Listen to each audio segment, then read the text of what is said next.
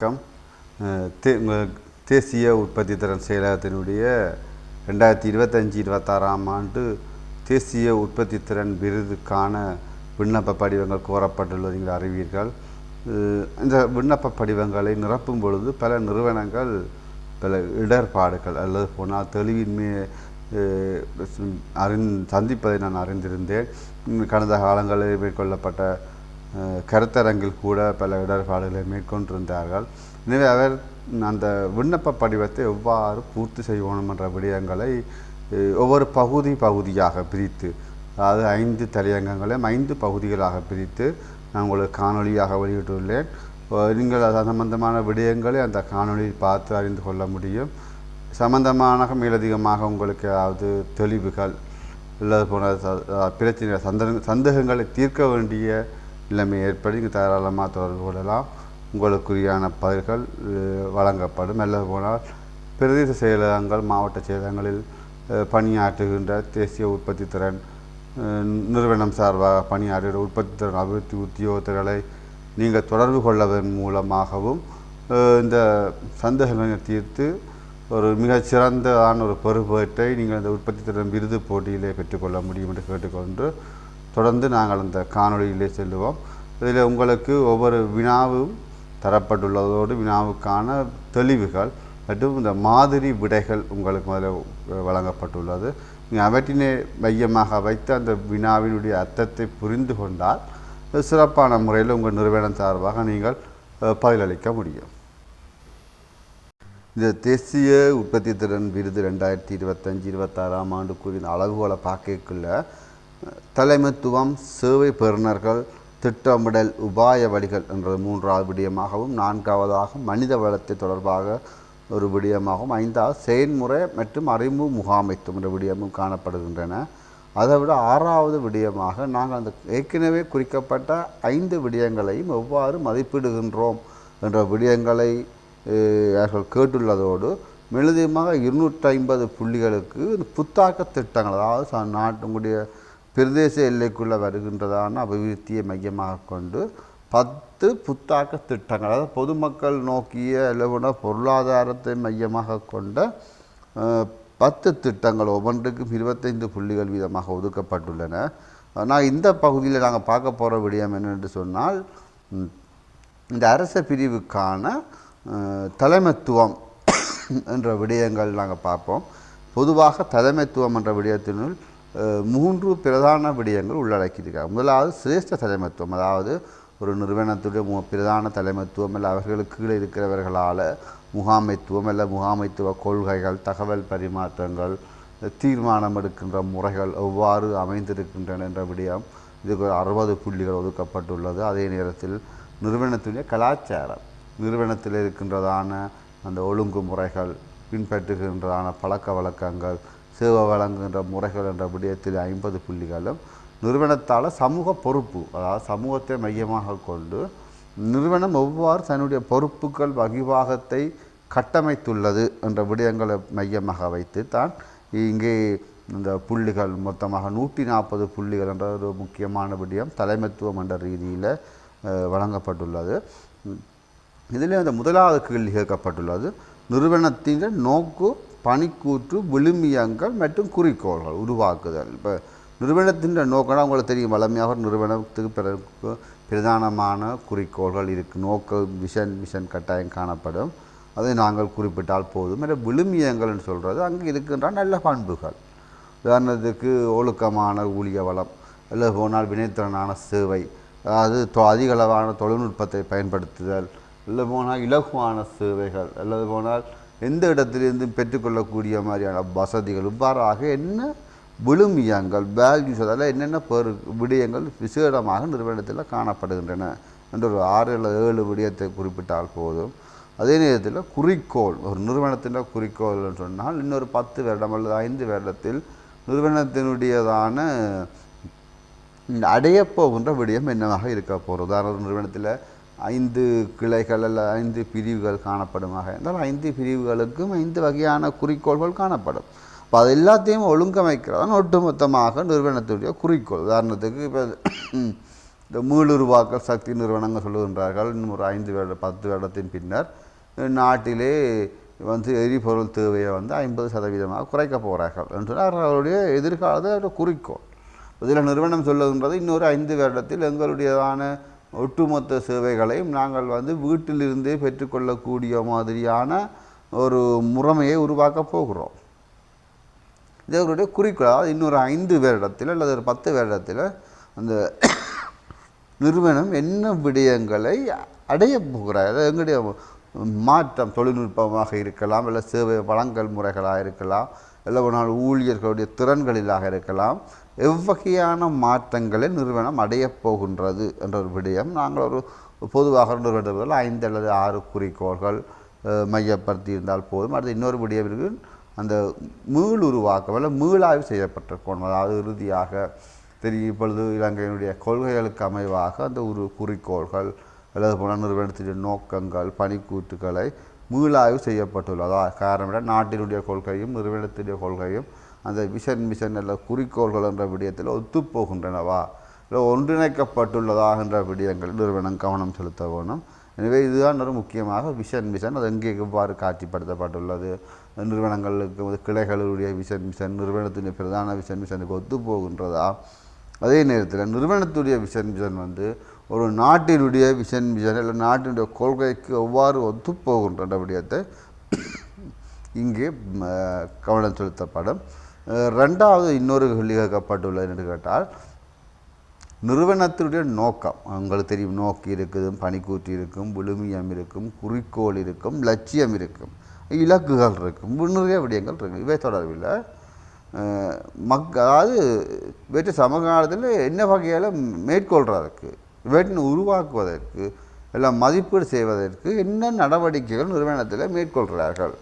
உதாரணத்துக்கு நிறுவனத்தின் மிஷன் வந்து பார்த்தா சொல்லியிருப்பார்கள், ஒரு பிரதேசத்தில் ஒரு வறுமையற்ற இல்லை வினைத்திறனான சேவையை உருவாக்குதல், அல்லது போனால் வினைத்திறனான ஊழியர் வளத்தை உருவாக்குதல், இவ்வாறு மிஷன் சொல்லப்பட்டிருந்தால் அது மிஷனில் சொல்லப்பட்ட விடயங்கள் நாங்கள் நிறுவனத்தில் உருவாக்கி இருக்கிறோமா, அதாவது அது உருவாக்குறதுக்காக அடையப்பட்ட நாங்கள் மிஷன் சொல்லப்பட்ட விடயத்தை ஒரு நிறுவனம் அடைந்து கொள்வதற்காக இந்த காலத்தில் நிறுவனம் என்ன விடயங்களை செய்துள்ளது என்றுதான் கேள்வி. அதுக்கு என்ன பதில் நாங்கள் சொல்லலாமெண்டா, காலாண்டுக்கு ஒருக்கா நாங்கள் அந்த விடயங்களை மதிப்பீடு செய்கிறோம், இல்லை அரையாண்டுக்கு ஒருக்கா நாங்கள் ஆய்வு செய்யப்படுகின்றது, இல்லை போனால் புதிய புதிய நுட்ப முறைகள் தொடர்பான பயிற்சிகள் ஊழியர்களுக்கு வழங்கப்படுகின்றது. அது நாங்கள் வந்து இலக்கு அல்லது போனால் விழுமியங்கள் சொல்லப்பட்ட விடயங்களை அடைந்து கொள்வதற்காக திராவிட சொல்லியிருக்கலாம். இப்போ உதாரணத்துக்கு விழுமியங்களை சொல்லியிருக்கலாம். எங்களுடைய அதாவது 100% மொழி அறிவு, ஆங்கில மொழி அறிவு உள்ள ஊழியர் வளர்த்து உருவாக்குறோம்ன்றது விழுமியம் சொல்லப்பட்டிருந்தால் அதை உருவாக்குறதுக்காக நாங்கள் என்ன செய்திருக்கிறோம். அப்போ அவர்களுக்கான அந்த மொழி அறிவை பெற்றுக்கொள்வதற்கான நூலக வசதிகள் அல்லது போனால் அதுக்கேற்ற பயிற்சிகளை நடைமுறைப்படுத்தியிருக்கோம். அதாவது மிஷன் அதில் விழுமியங்கள் அதில் குறிக்கோள் என்று சொல்லியிருக்கலாம். இன்னொரு 20 வருஷத்தில் முழுமையாக தொழில்நுட்பத்தினான சேவைன்னு சொன்னால் இப்பொழுது அது இல்லை எங்கள்கிட்ட. அவன் நாங்கள் அந்த குறிக்கோள் இலத்திரனியல் மூலமான சேவையை அடைந்து கொள்ள போகிறோம்னு சொன்னால் அதை அடைகிறதுக்காக என்ன நடவடிக்கைகளை நாங்கள் இப்பொழுது ஆரம்பித்திருக்கிறோம். அப்போ நாங்கள் இப்போ கணனி பயிற்சிகளை ஆரம்பித்திருக்கலாம், இல்லை அதுக்குரிய கணனிகளுக்குரிய உட்கட்டமைப்பு விடயங்களை நாங்கள் கருத்தில் எடுத்திருக்கலாம். இவ்வாறு அந்த நான் சொல்லப்பட்ட விடயங்களை அடைந்து கொள்வதற்காக அல்லது அதை நடைமுறைப்படுத்துவதற்காக அல்லது தக்க வைத்து கொள்வதற்காக நீங்கள் நிறுவனம் சார்பாக என்னென்ன செயற்பாடுகளை மேற்கொண்டுள்ளீர்கள் என்ற விடயத்தை குறிப்பிட்டால் போதும். அதே மாதிரி பார்த்தோம்னு சொன்னால் முதல்ல 3வது கேள்வி கேட்கப்பட்டுள்ளது, நிறுவன ரீதியான விழுமியங்களுக்கு ஏற்ப சிரேஷ்ட தலைமைத்துவம் என்ன முன்மாதிரி. உதாரண நிறுவனத்தில் விழுமியங்கள் சொல்லியிருப்பார்கள். விழுமியம் என்ற என்ன, நல்ல பண்புகள். உதாரணத்துக்கு பார்த்தா சொல்லியிருப்பார்கள், உரிய கால நேரத்துக்கு அலுவலக நேரத்துக்கு முன்பாகவே அலுவலகத்துக்கு சமூகம் அளித்தல், இல்லை போனால் அனைவரும் இணைந்து தீர்மானங்களை மேற்கொள்ளுதல், அல்லது வினைத்திறனான சேவைகளுக்கு முன்னுரிமை. இவ்வாறான இந்த நிறுவன ரீதியான விழுமியங்களை சிரேஷ்ட தலைமைத்துவமும் நடைமுறைப்படுத்த வேணும், கீழே உள்ள உத்தியோகம் நடைமுறைப்படுத்த வேணும். அதான் ரொம்ப முக்கியம். இப்போ இந்த கேள்வி என்ன கேட்குறாங்கன்னா, இந்த விழுமியங்களுக்கு சிரேஷ்ட தலைமைத்துவம் எப்படி முன்மாதிரியாக நடக்கிறார்கள். அப்போ நேர காலத்துக்கு வாரார்கள், எல்லாம் போனால் ஊழியர்களோட சமநிலையாக பக்கத்தில் இருந்து கருத்துக்களை கேட்டு அதுக்கு தீர்வுகளை வழங்குகிறார்கள். அல்லது போனால் எப்பொழுதுமே பொதுமக்களுக்கு முன்னுதாரணமாக விடயங்களை கேட்டு கையாண்டு அதுக்குரிய புதிய அறிவுகளை பெற்றுக்கொள்ளுகிறார்கள். இவ்வாறான விடயங்களை நீங்கள் அதில் என்னென்ன அவர்களுடைய முன்மாதிரி செயற்பாட்டை சொன்னால் போதும். அடுத்த இன்னொரு கேள்வி நிறுவனத்தின் உற்பத்தி திறனை மேம்படுத்துகிறது. இப்போ உற்பத்தி திறன் என்ற அர்த்தம் என்னென்னு சொன்னால் வினைத்திறனான சேவை.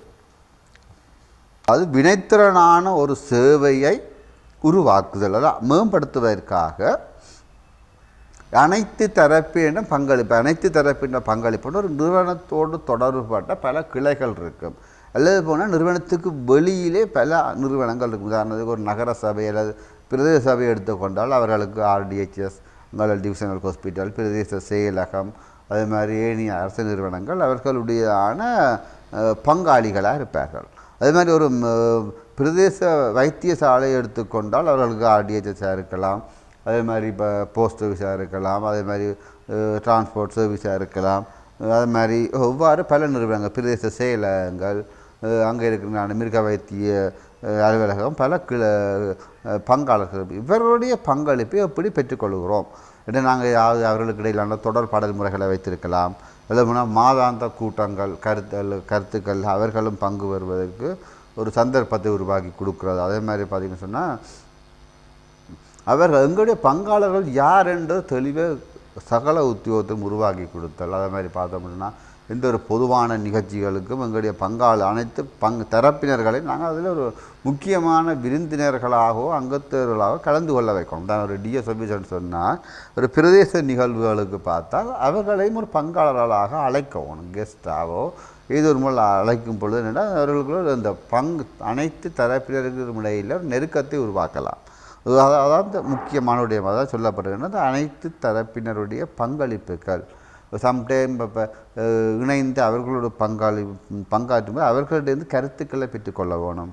அவர்களுடைய முன்மொழிவுகள் எல்லாம் ஆதாரத்தை நாங்கள் எழுத்து மூலமாகவோ இல்லை போனால் ஏதோ ஒரு முறையில் அதுக்குரிய ஆதாரத்தை காண்பித்தால் நல்ல பங்களிப்பு. உதாரணத்துக்கு ஒரு நிகழ்ச்சி என்று சொன்னால் இன்னொரு நிறுவனத்திலிருந்து நடன கலைஞர்களையாக இருக்கலாம், அல்லது போனால் ஒரு இசைத்துறை சார்ந்த அனுபவம் உள்ளவர்களை, ஒரு பேச்சாற்றல் உள்ளவர்களை பக்கத்து எங்களுடைய இணைந்த நிறுவனங்களிடமிருந்து அவர்களை நாங்கள் அழைக்கிறது.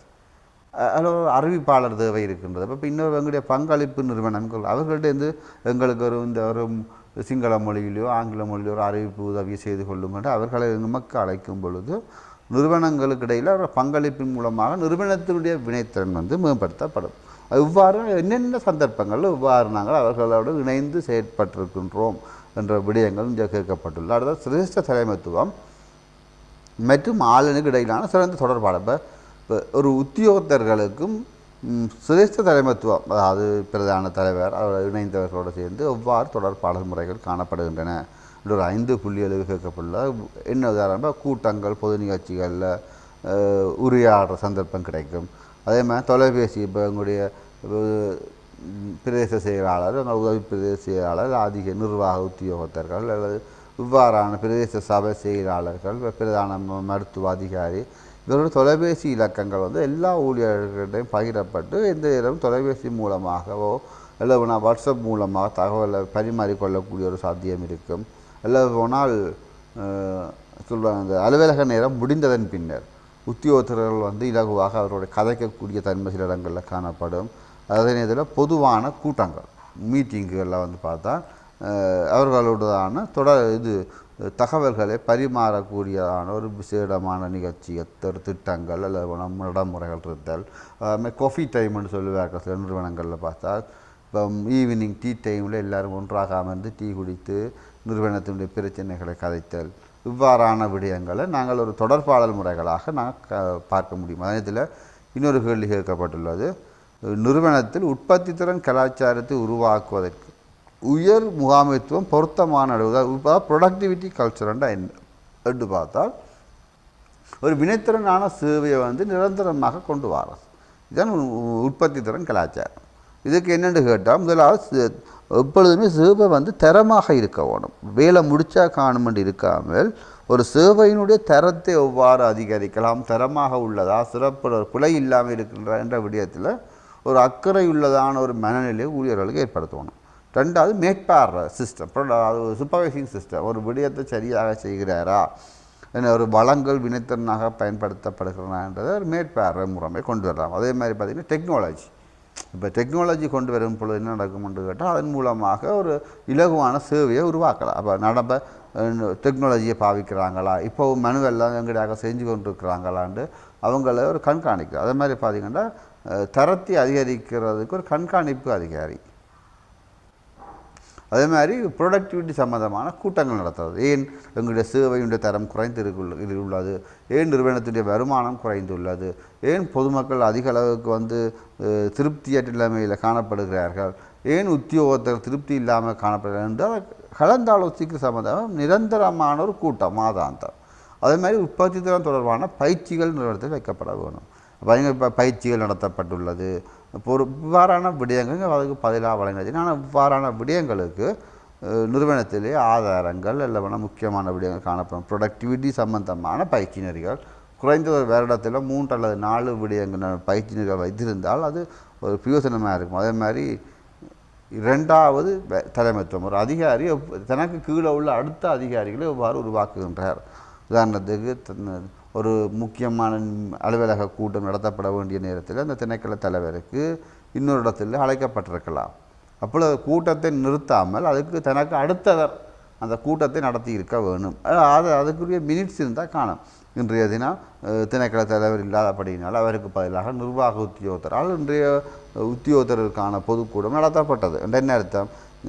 தலைவர் தன்னுடைய அதிகாரத்தை அங்கே வழங்கியுள்ளார். அதே மாதிரி அவர்களுக்கு மேலே உள்ள தலைமை நிறுவனத்திற்கு இன்றைக்கு திணைக்கள தலைவர் சார்பாக இன்னொருத்தர் கலந்து கொண்டு கருத்துக்களை வழங்குவதற்கு ஒரு அனுமதி வழங்கப்பட்டிருந்தால் அது கூட 2ஆம் தர தலைமைத்துவத்தை உருவாக்குவதற்கான காரணங்கள். அதே மாதிரி கிளைகள் ரீதியாக அவர்கள் கூட்டங்களை வைத்து தீர்மானங்களை மேற்கொள்ளலாம். சில விடயங்களுக்கு முக்கியமான பொறுப்புகள் பகிர்ந்தளிக்கப்பட்டுள்ளது. மேற்பார்வை பார்க்குறது, ஊழியர்களுடையதான கள விடயங்களாக இருக்கலாம், இல்லை நாளாந்த வேலைகளை மேற்பார்வை செய்கிறது, அதுக்கு அனுமதி வழங்குறது, லீவ் அனுமதி வழங்குறது, செலவுகளுக்கு சிறு சிறு செலவுகளுக்கு அனுமதி வழங்குறது போன்ற விடயங்களை 2ஆம் தர தலைமைத்துவத்துக்கு வழங்குவதன் மூலம் அவர்களை வலுப்படுத்த முடியும். அடுத்தது இது இப்போ சிரேஷ்ட தலைமைத்துவம் எவ்வாறு செயற்படுகிறார்கள் என்ற விடயத்தை பார்த்தால் நீங்கள் எவ்வாறு சிறப்பாக செயற்படலாம் என்ற விடயத்தை நீங்கள் சும்மா குறிப்பிட்டால் போதும். இது என்ன செய்வார்கள் கேட்டால் பொதுவாக நேரடியாக கள விஜயத்துக்கு மேற்கொண்டு தலைமைத்துவத்தோட கலந்துரையாடுவதன் மூலம் என்ன செய்வார்கள்னு சொன்னால் அதுக்குரியதான விடயங்களை அவர்கள் அறிந்து கொள்வார்கள். அதே மாதிரி அதில் என்ன விடயங்கள் கூட தலைமைத்துவம் எதிர்பார்க்கப்படும் என்று சொன்னால் தலைமைத்துவ பாணி, அவர்கள் ஒரு பிரச்சனையை எவ்வாறு கையாளுகிறார்கள், சில எதிர்கால திட்டம் என்ன. இப்போ ஒரு திணைக்கள தலைவரை பொறுத்தவரை மைண்டில் அவருக்கு ஒரு பிளான் இருக்குது, ஃப்யூச்சர் பிளான். நிறுவனத்தை எவ்வாறு மாற்ற வேணும், ஊழியர்களை எவ்வாறு மாற்ற வேணும், என்னென்ன பயிற்சிகள் கொடுக்க வேணும், இந்த திட்டங்கள் மனதில் இருக்கா. அப்போ அவர்களை கேட்கும் பொழுது இல்லை எங்கள்கிட்ட ஒரு திட்டம் இல்லை, வளமையாகத்தான் செய்து கொண்டு போகிறோம் என்று சேஷ தலைமைத்துவம் சொல்வார்கள் என்றால் அவர்கிட்ட இந்த ஃப்யூச்சர் பிளான் இல்லையென்ற அர்த்தம்.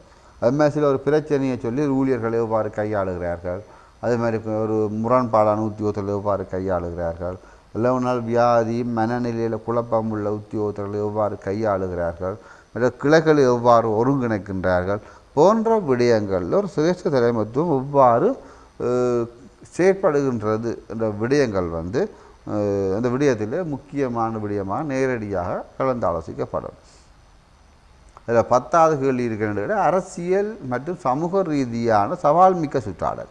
இப்போ அரசியல் மாற்றங்கள் வரும், அதே மாதிரி சமூக ரீதியான பிரச்சனைகள், சமூகத்தில் போராட்டங்கள், கலவரங்கள், இப்படியான சிக்கல்கள் வரையும் திரும்பி எரிபொருள் தட்டுப்பாடு வந்தால் சமூகத்தில் பல பிரச்சனைகள் வந்தது.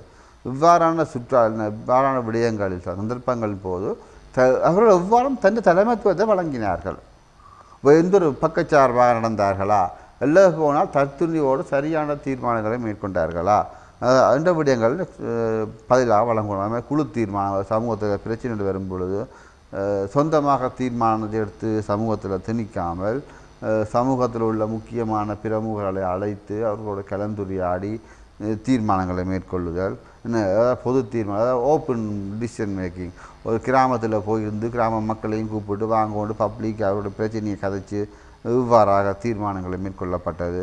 ஏன்னா அதே மாதிரி அரசியல் எல்லாரையும் ஒன்றிணைத்து இந்த எல்லாரிடம் இருக்கின்ற நல்ல விடயங்களை ஒன்றிணைத்து பொதுவான சமூகம் சார்ந்த தீர்மானங்கள் எவ்வாறு மேற்கொள்ளப்பட்டுள்ளது என்ற விடயங்களை அவர்கள் இதிலே வழங்கினால் சிறப்பாக இருக்கும். மிக முக்கியமான முதலாவது பகுதி. ரெண்டாவது பகுதி இருக்குது நிறுவன கலாச்சாரம். நிறுவனத்தின் ஒழுங்குமுறைகள், பண்புகள், எவ்வாறு கொண்டு போகிறார்கள், பிஹேவியர், என்ற விடயங்கள் இலக்கு காணப்படும். அதில் பார்த்திங்கன்னா முதலாவது கேள்வி கேட்கப்படல நோக்கு, பணிக்கூற்று, மதிப்புகிற பெறுமதிகள் இவங்களுக்கு ஏற்படுவதாக இவைகளை உருவாக்குவதற்காக முதல் கேட்டது என்ன ஆரம்பத்தில் இருக்கப்பட்ட அப்படி கொள்கைகள் இருக்கின்றதா, மதிப்புகள் இருக்கின்றதா என்ற விடயம் கேட்க அவற்றை அடைந்து கொள்வதற்காக என்னென்ன நடவடிக்கைகளை மேற்கொண்டார். இதை பற்றி ஒரு கேள்வி வந்தால் சற்று மருவி அதே போல தான் கேள்வி கேட்கப்பட்டுள்ளது. இந்த மதிப்புகளை கூட்டுவதற்காக இல்லை செயற்பாடுகளை வினைத்திறனாக மாற்றுவதற்காக தொடர்ச்சியாக என்ன செய்கிறார்கள் நிறுவனத்தில் என்று பார்த்தால் முதலாவது விடயம் என்று சொல்லலாம். அப்படின்னு கேட்டால் ஊழியர்களுக்கு இந்த தங்களுடையதான மதிப்புகள் நடைமுறைகளை பற்றி தெளிவுபடுத்தணும். வேறு அந்த கூட்டம் நல்ல போனால் அடிக்கடி நடக்கிற மீட்டிங்லாம் இவ்வாறு தான் இருக்கணும், நேர முகாமைத்துவத்தை பின்பற்ற வேணும், ஒழுக்கமாக உடைகள் அழிய வேணும். அதே மாதிரி பார்த்திங்கன்னா குழுவாக கிளை ரீதியாக ஒற்றுமையாக தீர்மானங்களை மேற்கொள்ளணும் என்ற விடயங்களை நிறுவனங்கள் ஊழியர்களுக்கு அடிக்கடி தெளிவுபடுத்தணும். அடுத்த குழு தீர்மானம் எல்லாம் ஒன்றாக சேர்ந்து தீர்மானங்களை மேற்கொள்ளணும். தனி தீர்மானம் எடுக்காமல் பொது தீர்மானம். அதே மாதிரி திறன்களை அந்த வேல்யூவுக்கு ஏற்ற மாதிரி எல்லாம் போனால் அந்த மதிப்புகளுக்கு ஏற்ற மாதிரி அதற்கேற்ற பயிற்சிகள். அதே மாதிரி பார்த்திங்கன்னா இப்போ மற்ற நிறுவனங்களில் பார்த்தா எவ்வாறு சிறப்பாக மேற்கொள்கிறார்கள் அவர்களை நாங்கள் குறியீட்டாக்கமாக பெஞ்ச் மார்க்கிங் சொல்வார்கள். குறியீட்டாகமாக அவர்களை நேரில் அழைத்து சென்று காட்டி அவர்கள் மூலமாக பணிகளை அதிகரித்து அதே மாதிரி அந்த இலக்குகளுக்கு ஏற்றவாறு குறுங்கால இலக்குகள் இப்போ ஆண்டு இலக்குகள் அடைந்து கொள்வதோடு குறுங்கால இப்போ மாதாந்த இலக்குகள் அல்லது போனால் இப்போ 3 மாதங்கள் அரை ஆண்டுகளுக்கு இடையில் அந்த இலக்குகளை எவ்வாறு அடைந்து கொள்ள வேண்டும் என்ற விடயங்களை ஊழியர்களுக்கு வழங்கி அதை மதிப்பீடு செய்வதன் மூலமாக என்ன செய்யலாம் என்ற நிறுவனத்தின் நோக்கு பணிக்கூற்றை இலகுவாக அடைந்து கொள்ள முடியும். அதில் இன்னொரு கேள்வி கேட்கப்பட்டிருக்கிற நிறுவனத்தின் இந்த நோக்கு பணிக்கூற்றை அபிவிருத்தி செய்வதற்காக அதுக்கு அர்ப்பணிப்பு செய்யப்பட்ட ஆளணியினர் இருக்கிறார்களா, அதெல்லாம் இருந்தால் அவர்கள் எவ்வாறு இருக்கிறார்கள்னா கேட்கப்பட்டது. இப்போ எவ்வாறு அதுக்குரிய ஆளணியினர் உருவாக்கப்பட்டுள்ளார்கள், அதில் முக்கியமாக ரெண்டாந்தர தலைமைத்துவம் உருவாக்கப்பட்டிருக்க வேணும். அது ஒருபடியாக சொல்ல இப்போ ரெண்டாந்தரம் தலைவருக்கு அடுத்ததாக கிளைகள் ரீதியாகவோ அல்லது போனால் துறைசார் ரீதியாகவோ பல தலைவர்கள் நிறுவனத்தில் உருவாக்கப்பட்டுள்ளார்கள். அதே மாதிரி நிறுவனத்தில் பொது செயற்பாடுகளில் இப்போ பொது நிகழ்வு கலை சார்ந்த நிகழ்வுகளாக இருக்கலாம், அல்லது போனால் ஒரு வரவேற்பு நிகழ்ச்சியாக இருக்கலாம், புதிய அதிகாரி ஒருவர் பதவி ஏற்கிறது, பதவி விலகி செல்வது, அதே மாதிரி தலைமை பீடங்களால் வழங்கப்பட்ட பொது நிகழ்ச்சிகள் போன்ற விடயங்களில் உத்தியோகத்தர்கள் எல்லாருமே தங்களுடைய அதிகளவான பங்களிப்பை செய்யக்கூடியவாறான ஒரு உத்தியோகத்தர் இருத்தல். அதே மாதிரி பார்த்திங்கன்னு சொன்னால் இப்போ இந்த விடயங்களில் பார்த்தால் நிறுவனர் ஊக்கப்படுத்தப்படணும். அதாவது விழுமியங்களை பெறும் ஊழியர்கள் ஊக்கப்படுத்த அதாவது 8:30க்கு அதாவது 8:30க்கு நேரத்துக்கு முதல் வருகின்ற உத்தியோகத்தர்களை ஊக்கப்படுத்துறது. அதான் விழுமியங்களை பேணும் ஊழியர்கள் ஊக்கப்படுத்துறது. நீங்கள் சொல்லலாம் இப்போ நேர காலத்துக்கு லீவ் எடுக்காமல் வர உத்தியோகத்தர்களுக்கு பாராட்டு சான்றிதழ் வழங்குறது அப்படின்றதன் மூலமாக அவர்கள் விடுமுறை எடுப்பதை குறைக்க பண்ணலாம். அதே மாதிரி பார்த்தோம்னு சொன்னால் அந்த ஷோர்ட் லீவுகள் இல்லாமல் 8:30க்கு முதல் தொடர்ச்சியாக வருகின்ற உத்தியோகத்தர்களை ஊக்கப்படுத்துறது. அதே மாதிரி கலை நிகழ்ச்சிகள், பொதுவான வேலைகளில் பங்கெடுக்கும் ஊழியர்களை ஊக்கப்படுத்துறது. அதே மாதிரி சமூகத்தில் பொதுவான பிரச்சனைகளில் இப்போ உதாரணம் ஒரு கிராமத்தில் ஒரு பிரதேசத்தில் வறுமைக்கு உட்பட்ட ஒரு குடும்பம் இருக்கின்றது, அந்த பிள்ளைகளுக்கு ஒரு உதவி திட்டங்களை சில உத்தியோகத்தில் நேரில் சென்று வழங்குவார்கள். இதை அறிந்து கொண்ட நிறுவனம் என்ன அது அவ்வாறு ஈடுபடுகின்ற பொதுவாக சமூக நலன் சார்ந்து ஈடுபடுகின்ற உத்தியோகத்தர்களை அடையாளம் கண்டு அவர்களுக்கான விசேட சான்றிதழ்களை வழங்குறது, அவர்களை ஊக்கப்படுத்துறது, மற்றும் அவர்களை ஏனைய உத்தியோகத்தை முதல் பாராட்டு. இதை இந்த நிறுவனங்கள் செய்யும்போது இதன் மூலமாக இந்த இன்னும் அர்ப்பணிக்கப்பட்ட நிறுவனத்தின் விழுமியங்களை பேணுகின்ற ஆளுநர் இன்னும் அதிகரிப்பார்கள். இவ்வாறான செயற்பாடுகள் நீங்கள் செய்துள்ளீர்களா என்ற விடயத்தை தான் நீங்கள் இதில் பதிலாக வழங்க வேணும். அது மாதிரி இன்னொரு கேள்வி கேட்கப்பட்ட அப்படின்னு நிறுவனத்தின் முன்னேற்றத்துக்காக உயர் முகாமைத்துவம் மேற்கொண்ட தீர்மானங்கள். இப்போ ஒரு ஹெட் ஆஃப் த டிபார்ட்மெண்ட் செய்யணும்னு சொன்னால் டிசிஷன் மேக்கிங் எடுக்கும். அதை நிறுவனத்தினுடையதான ஏனைய ஆளணியினருக்கு இல்லை ஏனைய கிளைகளுக்கு தெளிவுபடுத்துவதற்காக இன்னும் ஆக்கப்பூர்வமான தொடர்பாடல் முறைமை. இப்போ தொடர்பாடல் முறைமை பார்த்தா வாராந்த கூட்டம், அதை மாதாந்த பொதுக்கூட்டம் நடத்துறது, அதாவது இன்டர்னல் சர்க்குலர்கள் அடிக்கடி வழங்கலாம் அந்த முறைகள். அது மாதிரியான பொதுவான வாட்ஸ்அப் குரூப்லன்னு சொல்லலாம்டா அந்த மீட்டிங் மினிட்ஸை போடுறாரு, எல்லோரும் பார்த்துக்கொள்வார். அது மாதிரி ஒவ்வொரு திங்கக்கிழமை இல்லை புதன்கிழமையில் பார்த்தா அந்த வாராந்த ஒன்று கூடல் சில இடங்களில் வைப்பார்கள். தேசிய கொடியேற்றி வாராந்த ஒன்று கூடலின் பின்னர் அந்த எடுக்கப்பட்ட தீர்மானங்கள் விளைவுகளை சுருக்கமாக சொல்லலாம். அதே மாதிரி சில வீடியோக்கள், சில விடயங்கள் சார்ந்த வீடியோக்கள் உருவாக்கப்பட்டு அதற்கு, அதாவது மருத்துவம் அல்ல புதிய விடயங்கள், சுற்றுலாக்கள், இவ்வாறான பாதிப்புக்கு சம்பந்தமான விடயங்களை வீடியோக்களாக உருவாக்கி அந்த குழுவில் பகிர்றது. அது மாதிரி இந்த அலுவலக நேரத்தின் பின்னர் நைட் டைமில் பார்த்தா zoom meeting, WhatsApp video call, சில இதில் வாட்ஸ்அப் கால் பண்ணுவார்கள், விரும்பினாக ஜாயின் பண்ணிக்கொள்ளலாம். அது ஏனைய பிரான்ச் ஹெட்டுகள் அதே மாதிரி ஜூம் மீட்டிங்கை இப்போ மாலை நேரங்களில் 8 மணி 9 மணி ஃப்ரீ டைமில் ஓப்பன் மீட்டிங்னு கால் பண்ணி உத்தியோகத்தர்களை அந்த இன்றைய கதைக்கப்பட்ட விடயங்கள் அந்த விடயத்தை பகிரலாம். இப்போ எப்படி எத்தனை முறைகள், ஒரு குறைந்த ஒரு 5 முறைகளையாவது நீங்கள் உதாரணமாக வழங்கினால் சிறப்பாக இருக்கும்.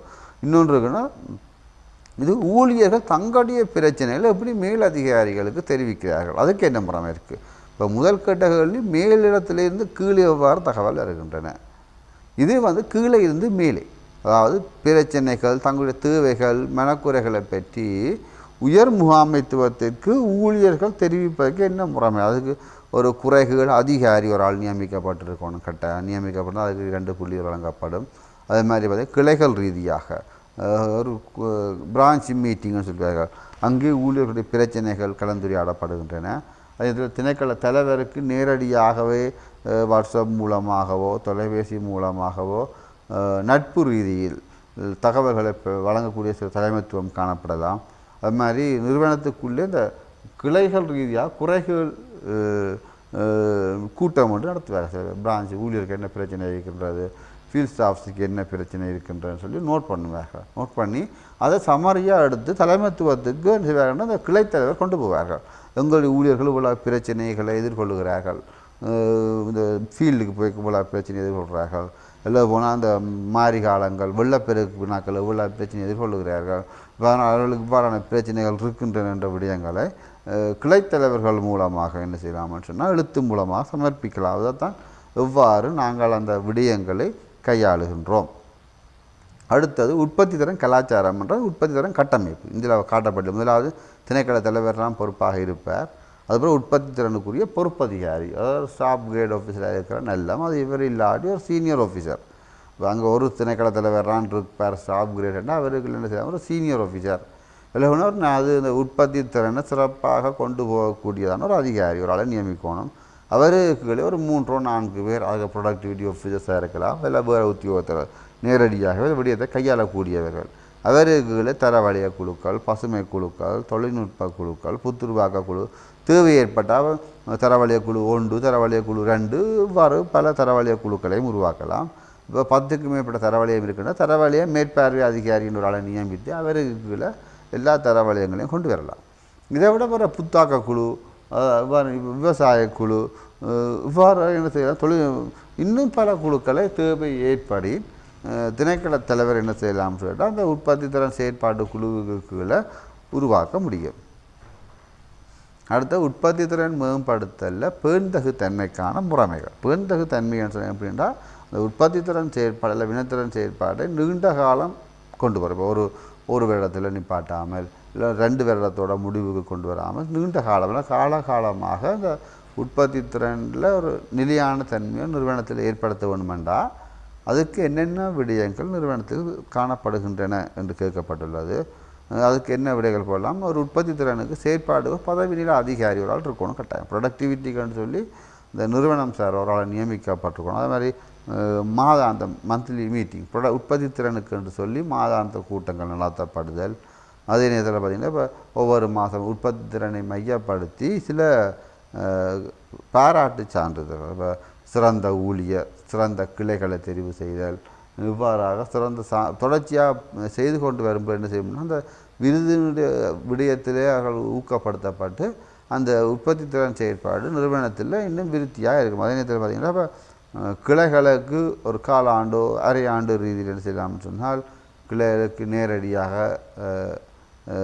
கள விஜயத்தை மேற்கொண்டு ஒவ்வொரு கிளைகளுக்கும் புள்ளி வழங்கலாம். இப்போ இவ்வாறு ஒரு புள்ளிகள் தொடர்ச்சியாக வழங்கி கொண்டிருக்கும்போது அந்த புள்ளிகளின் அடிப்படையில் நிறுவனத்துக்கு போட்டிகள் ஏற்பட்டு அவர்கள் நிலையான ஒரு தரத்துக்கு தங்கள் கிளைகளை கொண்டு வருவார்கள். அதே மாதிரி பார்த்தால் இப்போ இதை பேர்ந்தகு தன்மைக்காக ஒவ்வொரு வருடம் இந்த நிறுவனத்துடைய ஆனுவல் பிளான், அதாவது ஆக்ஷன் பிளானில் ப்ரொடக்டிவிட்டியை பேஸ் பண்ணி சில விடயங்கள் உள்வாங்கப்படணும். முக்கியமான பயிற்சிகள், கள விஜயங்கள், எல்லாம் போனால் உற்பத்தி திறனுக்கான இந்த உபகரணங்கள், இப்போ ஸ்டிக்கர்கள் தேவைப்படும். அந்த 5S சிஸ்டம் செய்கிறதுக்கான ஸ்டிக்கர்கள், அது மாதிரி இந்த நோட்டீஸ் போர்டுகள், இவ்வாறான அந்த அது சம்பந்தமான விடயங்களையும் பொருட்களையும் கொள்வனவு செய்வதற்கு அந்த ஆனுவல் பிளானில் அதுக்குரிய விடயங்களை ஒவ்வொரு வருஷமும் சேர்க்கணும். இதெல்லாம் செய்கிறோம், இந்த விடயங்கள் எங்களால் மேற்கொள்ளப்படுகின்றன என்ற விடயத்தை நீங்கள் குறிப்பிட்டாலே போதும். அது மூன்றாவது விடயம் இருக்குன்னா சமூக பொறுப்பு, சிஎஸ்ஆர்னு சொல்லுவாங்க. அது கோஆப்ரேட் சோஷியல் ரெஸ்பான்சிபிலிட்டினா தலைமைத்துவத்தின் ஒரு பகுதி தான். அதாவது சமூகத்தினுடைய நலன் கருதி நிறுவனத்தால் எவ்வாறான செயற்பாடுகள் முன்னெடுக்கப்படும் என்ற விடயத்தில் 5 கேள்விகள் கேட்கப்பட்டுள்ளது. அதில் முதலாவது வெளிப்படைத்தன்மை, வகைகூறல், நியாயமான தன்மை மற்றும் பங்கேற்புக்கான தகுந்த முறை. ஒவ்வொரு வெளிப்படைத்தன்மைக்கு ஒரு உதாரணம், வகைகூறலுக்கு ஒரு உதாரணம், நியாயம் மற்ற பங்கேற்பு ஒவ்வொரு விடயத்துக்கும் ஒவ்வொரு உதாரணம். எப்படி நீங்கள் அதை கையாளுகிறீர்கள் என்று சொன்னால் போதும். உதாரணத்துக்கு வெளிப்படைத்தன்மை என்று கேட்டால், இப்போ நாங்கள் பார்த்த சில நிறுவனங்கள் கேள்வி கோரல் பத்திரிகையில் பப்ளிக்காக கோல் பண்ணுவார்கள். சில இடங்களில் பார்த்தால் இந்த பண்டிகை காலங்களில் கடைகளை விற்பனை செய்ய போகிறோம்னு சொன்னால் அதை வேறு பப்ளிக்காக அறிவிப்ப ரகசியமான விலைகளை வைத்திருக்காமல் பப்ளிக்கில் எழுதி ஒட்டுவார்கள். இதெல்லாம் பார்த்தா வெளிப்படைத்தன்மை. வகை கூறல் என்று கேட்டால் இவ்வாறான செயற்பாடு நடைபெறும் பொழுது சில ஏன் அவ்வாறு நீங்கள் மாற்றினீர்கள் என்று கேட்டால் அதுக்குரிய சரியான பதில் வழங்கப்பட வேணும். அந்த பதில்களை தட்டி கழிக்காமல் எந்த விடயமாக இருந்தாலும் பொதுமக்களால் கேட்கப்படும் பொழுது அதற்கு பொறுப்புகள், நியாயங்கள், கருத்துக்கள் வழங்க வேணும் என்று நியாயத்தன்மை. நான் நினைச்ச மாதிரி தான் தீர்மானம் எடுப்பேன் இல்லாமல் குழு தீர்மானங்கள். இப்போ சில கிராமத்தில் பிரச்சனைகள் நடக்குதுன்னு சொன்னால் திணைக்களங்கள் தங்களுடைய இஷ்டத்துக்கு தீர்மானங்களை மேற்கொள்ளாமல் பொதுமக்களோடு கலந்துரையாடி அவர்கள் கருத்துக்களையும் கேட்டு பொது தீர்மானத்தை எடுத்துக்கிறதா நியாயத்தன்மை. அதே மாதிரி பங்கேற்பு, விடயங்களுக்கு எல்லார்களையும் அழைக்கிறோம். நிகழ்ச்சிகளாக இருக்கலாம், தீர்மானங்களை மேற்கொள்கிற விடயங்களாக இருக்கலாம். அதுக்கு உரிய தரப்பு சம்பந்தப்பட்ட எல்லாரையும் நாங்கள் அழைத்திருக்க வேணும். அவர்களுக்கு பங்கேற்புக்கான வசதிகள், இப்போ நாங்கள் அழைக்காட்டி அவர்கள் விரும்பினர்கள் கலந்து கொள்ளலாம் என்ற இப்போ உத்தியோகத்தர்களாக இருக்கலாம், பொதுமக்களாக இருக்கலாம், எந்த தரப்பினர்களாக இருக்கலாம், அவர்கள் அந்த விடயத்திலே இணைந்து கொள்வதற்கான வசதிகளை நாங்கள் வழங்கியுள்ளோம் என்ற என்னென்ன விடயங்கள் அதை குறிப்பிட்டால் உதாரணத்துக்கு கிறிஸ்மஸ் நிகழ்ச்சிகளில் எல்லோரும் கலந்து கொள்ளலாம். நான் ஓப்பன் நோட்டீஸ் தான் போடுகின்றோம் என்ற ஒரு பங்கேற்புக்கான தகுந்த முறைமை. அதே மாதிரி பார்த்தோம்னா நாங்கள் எங்களுடைய கேள்வி கூறுகளை பத்திரிகையில் நாங்கள் விண்ணப்பிக்கின்றோம், எல்லோரும் பார்த்துக்கொள்ளலாம். நாங்கள் பார்த்திங்கன்னா ஒரு சில பொருட்களுக்கு விலைகள் தீர்மானிக்கும் பொழுது பொதுமக்களோட கருத்து கேட்டு எல்லாருடையதான கருத்துக்களின் பின்தான் குறித்த விலைகளை மாற்றி அமைத்துள்ளோம், குறைத்துள்ளோம். அப்போ நியாயத்தன்மை எவ்வாறு செய்துள்ளோம் என்று விடயத்தை சொன்னால் போதும். அடுத்த கேள்வி, லஞ்சம் ஊழலை ஒழிப்பதற்கு என்னென்ன நடவடிக்கைகள் ஒரு 5 விடயம் குறைந்த சொல்ல வேணும். அதாவது விழிப்புணர்வு கருத்தரங்கு நடத்தியுள்ளோம் என்றால் அதுக்குரிய போட்டோக்களை நீங்கள் வழங்கினால் போதும். அதே மாதிரி கிராம மட்ட கூட்டங்களில் இல்லை பொதுவாக ஏனைய பொதுமக்கள் கூடுன கூட்டங்களில் இது சம்பந்தமாக வெளிப்படையாக சொல்லணும். இது என்ன செலவுகள், என்னென்ன விடயங்கள் இருக்கு, நேரடியாக வரலாம், சேவைகளை பெற்றுக்கொள்ளலாம், லஞ்சம் கொடுக்க தேவையில்லை என்ற விடயத்தை நேரடியாக பொதுமக்களுக்கு வழங்கலாம். அதே மாதிரி பார்த்திங்கன்னா எழுமாறாக சில வாடிக்கையாளர் தெரிவு செய்து அவர்களிடம் நட்புறவோடு உறவாடி அந்த யாராவது லஞ்சம் அல்ல போனால் தங்கள் அதிகார துஷ்பிரயோகத்தை மேற்கொண்டார்களா என்ற விடயங்களை நாங்கள் ஆய்வு மேற்கொள்ளலாம். எழுமாறாக ஒவ்வொரு மாதம் 10-50 பேரை செலக்ட் பண்ணி நாங்கள் அவர்களிடம் எழுமாறாக ஆய்வு மேற்கொள்ளலாம். ஆய்வுகளை மேற்கொள்ளும் பொழுது யாராவது லஞ்ச ஊழல்களில் ஈடுபட்டிருந்தால் அதுக்குரிய விடயங்கள் தெரிய வரும். அதே மாதிரி பாதுகாப்பு கேமராக்கள் பூட்டுதல், அதே மாதிரி பார்த்தீங்கன்னா ரகசிய மேற்பார்வைகளை மேற்கொள்ளுதல், மற்றது சில சேவைகளுக்குரிய விவரங்களை பப்ளிக்காக பொதுமக்களுக்கு தெரியப்படுத்துதல் என்ற விடயங்கள். பஸ்ஸுகளில் பார்த்தா பாருங்கள், அந்த சில்லர் காசு தராட்டி தெரிவிக்க வேணும். வைத்தியசாலைகளெலாம் ஒரு சம்பவம் மருத்துவ சேவை வழங்காட்டி தெரிவிக்க வேணும். இவ்வாறாக அந்த இந்த ஆன்லைன் நம்பர்கள் உருவாக்குறது, இதெல்லாம் அது மாதிரி ஆன்லைன் 24 hours வாட்ஸ்அப் சேவைகளை உருவாக்குதல் போன்ற விடயங்கள் லஞ்ச ஊழலை ஒழிப்பதற்காக நாங்கள் என்னென்ன செய்தாங்கன்னு சொன்னால் சரி. அதேமாதிரி சமூக நல்லிருப்புனா சமுதாயத்தில் நல்ல ஒரு சமுதாயம், பிரச்சனை இல்லாத ஆக்கப்பூர்வமான இன்னொரு ஆரோக்கியமான சமுதாயத்தை உருவாக்குவதற்காக சமூகம், பொருளாதாரம், கலாச்சார செயற்பாடு, சமூகம் சார்ந்த செயற்பாடு.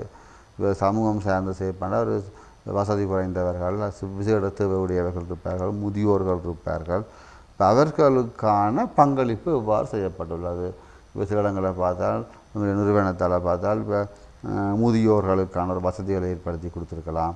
அதில் முதியோர் இல்லங்களுக்கு சென்று ஒரு ஒரு உபகரணங்களையோ இல்லைனா ஒரு உணவுகளை வழங்குறது, சமைத்து வழங்குறது, தியானங்களை வழங்குறது. அதே மாதிரி பார்த்திங்கன்னா இப்போ சில வைத்தியசாலையில் பார்த்தா கர்ப்பிணி பெண்களுக்கான சில உடைப்பொதிகள், இவ்வாறு ஆரோக்கியமான உணவுப் பொதிகளை வழங்குறது. அது மாதிரி பார்த்திங்கன்னா வருமானத்தை பெறக்கூடியதான மரக்கன்றுகள், மரங்களை வழங்குறது. அது மாதிரி பாடசாலைக்கு போகாத பிள்ளைகளுக்கு கொப்பிகள், புத்தாங்களை யார்டையாவது வாங்கி வழங்குறது. இவ்வாறாக சமூக செயற்பாடுகள். அது மாதிரி சில ஒரு கிராமத்தில் இருக்கிற அவ்வளோ சிறுவர்கள், எந்த மதங்கள் எல்லா மத சிறுவர்களையும் ஒன்றிணைத்து அவர்களுக்கான பொதுவான குறிப்பிட்ட மதத்தை சார்ந்த பொதுவான கலாச்சார நிகழ்ச்சிகள், நடன நிகழ்ச்சிகள், இவ்வாறான நிகழ்ச்சி நடத்தி அவர்கள் எல்லாரையும் இந்த மத நல்லிணக்கத்தை ஏற்படுத்தலாம். இவ்வாறான நிகழ்ச்சிகளை இலகுவாக மேற்கொள்ளலாம். அதே மாதிரி தேசிய அனர்த்த நிலைமைக்கு முகம் கொடுப்பதற்கான முன்னாயத்தம். தேசிய அனர்த்தம் தெரியும் உங்களுக்கு. இப்போ மழையாக இருக்கலாம், பெரும் வெள்ளம், அது மாதிரி காற்று, அதிக அளவு வறட்சி, அது மாதிரி இப்போ வைரஸ் பரவுதல், இதெல்லாம் தேசிய அனர்த்தங்கள். இதுக்கு முன்னாயத்தம் இல்லை, அதுக்கு என்னென்ன பங்களிப்பு செய்திருக்கிறோம். அது வேணால் ஆபத்து நிலைமைகள் வரும் பொழுது நாங்கள் என்னென்ன பங்களிப்பை செய்கிறோம், அது அதுக்கான முறைமைகள். இப்போ பார்த்தது இப்போ எந்த மாதம் மழை பெய்ய போகணும் எங்களுக்கு முதலே தெரியும். இப்போ 9ஆம் மாதமே அதுக்கு கூட்டங்களை வைத்து முன்னாயத்த கலந்துரையாடல் ஈடுபடுறது, அது ஒரு விடயம் இருக்குது. அதே மாதிரி அனுவல் பிளான், ஒரு நிறுவனம் ஆண்டு திட்டங்களை தயாரிக்கும் பொழுது தேசிய அனர்த்தங்களுக்கு ஏற்பட்டால் அதற்கு எவ்வாறு நிறுவனம் ரீதியாக நாங்கள் முகம் கொடுக்க வேண்டும் என்ற விடயத்தை அடிப்படையாக வைத்து ஒரு அனுவல் பிளான் தயாரிக்கலாம். அதே மாதிரி பார்த்திங்கன்னா அலுவலகத்தில் அந்த பாதுகாப்பு உபகரணங்கள், சேஃப்டி ஷூ, அது மாதிரி பார்த்திங்கன்னா முகக்கவசங்கள், மற்றது ஃபேஸ் மாஸ்க், பாதுகாப்பு தொப்பிகள், அதே மாதிரி பார்த்திங்கன்னா தீயணைப்பு கருவிகள் போன்ற விடயங்களை நிறுவனங்களில் பராமரிக்கணும். அதே மாதிரி ஊழியர்களுக்கான இந்த அவேர்னஸ், இப்படி பிரச்சனை வந்தாலும் இப்படி தான் நடந்து கொள்ள வேண்டும். அடிக்கடி இப்போ போன வருஷம் சேர்ந்தால் இந்த வருஷம் மீளவும் என்ன செய்யணும்னா சில பயிற்சிகள், பாதுகாப்பு நடைமுறைகள், இப்போ டெங்கு சம்மந்தமான விடயமாக இருக்கலாம். அதுக்கு எவ்வாறு வீட்டை சுத்தமாக வைத்திருக்க வேணும், நீர் வெள்ளப்பெருக்கு வந்தால் நாங்கள் என்ன மாதிரி எல்லாம் செயற்பட வேணும், எங்களுடைய ஆவணங்களை எவ்வாறு பாதுகாப்பாக வச்சிருக்கணும் போன்ற விடயங்களை ஏற்கனவே ஒவ்வொரு வருடங்களும் மக்களுக்கு வழங்குவோம். அது மாதிரி பார்த்திங்கன்னா அந்த பொது அமைப்புகள் அவர்களோட ஒரு ஒருங்கிணைப்பை உருவாக்கி வச்சுருக்கணும். ஒரு பிரச்சனை ஒன்று அனர்த்தம் ஒன்று வந்தால் எவ்வாறு பங்களிப்பு செய்ய வேணும், யார் மூலமாக பங்களிப்பு செய்ய வேணும், இல்லை ஒரே நபர்களுக்கு எல்லாருமே மீண்டும் மீண்டும் செய்யாமல் ஒரு மத்திய நிலையம் ஒன்றை உருவாக்கப்பட்டு அதன் மூலமாக சகல தேவையுடையவர்களுக்கும் அந்த பெறப்பட்ட உதவிப் பொருட்கள் பகிரப்படுதல் வேணும். இவ்வாறான முறைமைகள் என்னென்ன காணப்படுகின்றன என்ற விடயங்கள்லாம் இங்கே காணப்படுகின்றன. ஆகவே உங்களுக்கு ஓரளவுக்கு இந்த தலைமைத்துவம் என்ற விடயத்திலே நீங்கள் எவ்வாறு பதிலளிக்க வேண்டும் என்ற ஓரளவுக்கு அறிந்து கொண்டிருப்பீங்க நான் நினைக்கிறேன். அதாவது இதுக்குரிய ஆவணங்கள்லாம் ரொம்ப முக்கியம். ஆதாரங்கள் வந்து நீங்கள் அது படங்கள் மூலமாக இருக்கலாம், இல்லை போனால் அறிக்கைகள், இல்லை போனால் வேறு ஏனைய காணொளிகள் மூலமாக அந்த ஆதாரங்கள்லாம் ரொம்ப முக்கியங்க, திரட்டி வைத்து கொள்ள வேணும். அடுத்த காணொளியில் நாங்கள் 2வது விடயம் நாங்கள் அதாவது சேவை பெறுநர் இல்லை பொதுமக்கள் தொடர்பான விடயங்களை நாங்கள் பார்ப்போம். இந்த விடயத்தில் உங்களுடைய கருத்துக்களை நீங்கள் வழங்கலாம். அதே நேரத்தில் இல்லையா தெளிவில்லை, உங்களுக்கு மேலதிகமான பதிவுகள் தேவை என்று சொன்னாலும் நீங்கள் கீழே காமெண்ட்ஸில் நீங்கள் குறிப்பிடுவீர்களாக இருந்தால் உங்களுக்கு அதுக்குரிய பதிவுகள் வழங்கப்படும். நீங்கள் இந்த சேனலை நீங்கள் லைக் பண்ணி நீங்கள் இந்த சப்ஸ்கிரைப் பண்ணினா தொடர்ந்து ஒவ்வொரு பகுதிகளும் நான் காணொலியாக வழங்கும் பொழுது அதற்குரியதான விடயத்தை நீங்கள் நன்கு அறிந்து கொள்ள முடியும். நன்றி.